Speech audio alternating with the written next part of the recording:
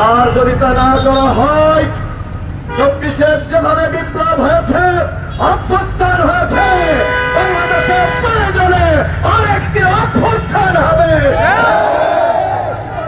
আমরা ঘরে ফিরবো ইনশাআল্লাহ। সংগ্রামী সাথী বন্ধুগণ, আমরা ইতিমধ্যেই লক্ষ্য করেছি জাতীয় জুলাই সনদে স্বাক্ষর করেছে রাজনৈতিক দলগুলো, ঠিক না বেঠিক? এই রাজনৈতিক দলগুলোর স্বাক্ষরের মাধ্যমে জুলাই জাতীয় সনদ ঘোষণা হয়েছে। এটা শুধু ঘোষণা করলেই হবে না, এটাকে সাংবিধানিক এবং আইনি ভিত্তি দিতে হবে। এটা নিয়ে কোন তাল বাহানা জাতি মেনে নেবে না। অবিলম্বে আইনি ভিত্তি দেওয়ার ব্যবস্থা করব। সংগ্রামী সাথী বন্ধুগণ, আগামী দিনে জাতীয় নির্বাচনের জন্য আমরা উন্মুখ, সকল দেশবাসী, সকল রাজনৈতিক দল। কিন্তু এই নির্বাচনকে যদি সুষ্ঠু, নিরপেক্ষ এবং সবার গ্রহণযোগ্য করতে হয়, তাহলে নির্বাচনের মাঠে সবার জন্য খেলার উন্মুক্ত পরিবেশ তৈরি করতে হবে, ফিল্ডের ব্যবস্থা করতে হবে। আমরা দেখতে পাচ্ছি একটি দল, তারা ক্ষমতার বাহাদুরি দেখাচ্ছে, গায়ের জোর দেখাচ্ছে, নানান ধরনের ভোটারদেরকে হুমকি দিচ্ছে। এই অবস্থায় থাকলে আগামী 26-এর নির্বাচন কোনদিনও সুস্থ এবং নিরপেক্ষ হতে পারে না।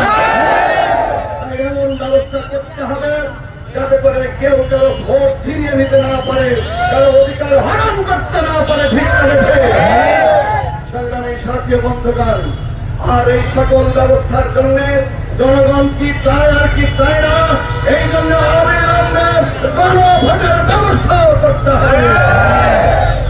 কোন কোন দল এবং সরকারের কিছু কিছু উপদেষ্টারা বলছেন তারা জাতীয় নির্বাচন আর গণভোট একসাথে করবেন।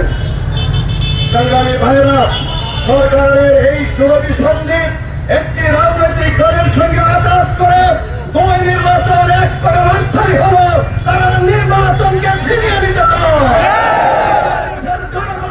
কোনোভাবেই হতে দেব না। তাই গণভোট আলাদা করে আগামী নভেম্বরে জনভোটের ব্যবস্থা করতে হবে।